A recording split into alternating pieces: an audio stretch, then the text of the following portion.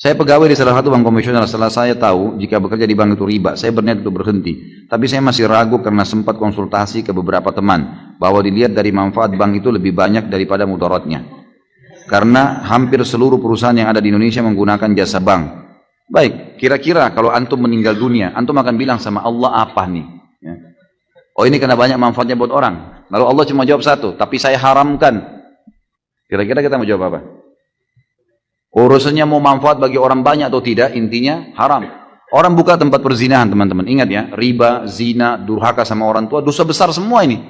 Berarti levelnya sama. Untuk lebih memahami, bagaimana kalau ada orang bilang, saya buka jasa perzinahan untuk memberikan manfaat kepada orang. Supaya orang mau melampiaskan syahwatnya bisa masuk di situ. Manfaat buat orang. Tapi haram. Tanggung jawab hari kiamat. Nggak bisa. Sama halnya dengan ini teman-teman sekalian. Jangan pernah takut untuk meninggalkan sesuatu yang haram. Dan kalau teman-teman seperti ini, sudah sering saya jawab. Kalau antum sedang ada perasaan takut mau meninggalkan karena ini haram, datang ke seorang ustadz, saya mau tinggalkan nih, tapi saya nggak tahu nih, saya nggak tahu harus bagaimana nanti nama baik saya sudah terlanjur punya kerjaan, teman-teman saya, keluarga saya, kemudian saya juga sudah punya pendapatan, dan seterusnya lah, fasilitas kendaraan dan macam-macam. Kalau saya tinggalkan, maka martabat saya, nama saya, makanan saya, semuanya terganggu nih. Dan itu. Seperti itulah. Lalu bagaimana hukumnya? Tetap, jawaban agama haram. Dan kalau anda mau lebih pasti, lebih aman, tinggalkan. Karena kalau tetap bertahan pada sesuatu yang haram, konsekuensi pembersihannya lebih lama. Sementara kalau dosa yang kita kerjakan saja, tidak kita tahu masih ada pembersihan, yang kita tahu sedikit juga pembersihannya ada. Apalagi kalau yang sudah besar, bertahun-tahun antum bertahan. Kemarin saya subhanallah waktu di Pontianak, pas lagi makan, tidak sengaja seorang notaris saudara kita yang mengundang di Pontianak itu kemudian makan siang di rumah makan Padang. Dia undanglah teman-temannya dia. Di antaranya kepala cabang bank konvensional di situ. Duduk depan saya. Lalu kemudian setelah makan diperkenalkan, oh ini kepala bank semua banyak. Ada syariah, ada yang konvensional. Mata saya nyorot ke bank konvensional nih. Saya tanya, Pak, tidak pengen berhenti ya Pak?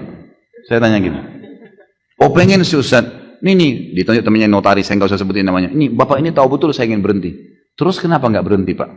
Iya, lagi mengatur strategi. Gitu. Baik, kalau dalam mengatur strategi ini Bapak mati bagaimana? Ini dimenjamakan nih, saya ngomong gitu. Kalau Bapak mati sementara atur strategi, bagaimana tanggung jawabnya hari kiamat? Dia diam. Coba Bapak pikirin coba. Ingat Pak, prestasi dunia ini hanya akan kita tinggalkan di dunia. Di akhirat, apa yang Bapak lakukan dari kebaikan akan diterima. Pikirkan baik-baik ini. 1 dirham riba, dalam hadis dikatakan lebih berat daripada 36 kali berzina. Riwayat lain lebih berat daripada berzina dengan ibu sendiri. Bapak sudah tahu belum itu? Iya Ustaz. Baik, apa yang Bapak kira-kira mau lakukan sekarang? Nah, saya tanya gitu. Saya mau tinggalkan, tapi kira-kira kiat-kiatnya Ustaz. Baik. Langkah pertama, kiat pertama Bapak keluar, saya bilang. Keluar dulu. Kenapa keluar? Dia kan diam. Saya tanya, Bapak pasti tanya saya, kenapa keluar? Saya bilang, iya. Bapak sekarang lagi injak lumpur. Penuh lumpur nih semuanya. Lalu bilang, Ustaz, bersihin dong. Saya bawa air nih, selang. Kalau saya siram, sementara Bapak di lumpur, tambah becek. Saya sampaikan hukum, Bapak masih tetap mau kerja di situ, tambah beban tuh. Pulang tambah terfikirkan, tambah ini. Jadi serba susah. Jadi caranya keluar dulu dari lumpur. Keluar di jalan, saya siram tuh. Bersih, keringin bisa lari. Gitu kan. Jadi harus keluar, nggak bisa enggak. Bapak harus keluar dulu gitu kan. Baru bisa jalan gitu. Dia bilang sebenarnya gini Pak, saya bilang minimal Bapak pindah ke syariah. Saya bilang gitu. Iya sebenarnya mau Pak, dan Bapak perlu tahu, dia bilang Pak Ustadz, waktu bank syariah dibuka, begitu mau buka cabang di sini dia bilang, gitu kan. Semua ini yang konven ini mau pindah ke syariah semua. Sampai sekarang dikasih peraturan udah nggak bisa lagi. Jadi ini yang membuat masih tertahan. Baik, kiat pertama dari saya keluar. Kiat kedua, Bapak mulai memikirkan dari uang yang ada untuk buka usaha. Usaha-usaha. Yang ketiga, menjelaskan pada istri, pada anak, supaya mereka tidak kaget tentang masalah haram. Ajak mereka supaya satu rumah semua kerjasama untuk itu. Yang keempat, bertawakal kepada Allah. Sudah. Kalau enggak, nanti kalau mati bagaimana tanggung jawabnya? Allahu a'lam. Jadi seperti itulah kurang lebih nasihat saya kepada penanya tadi, seperti saya sampaikan ke sana.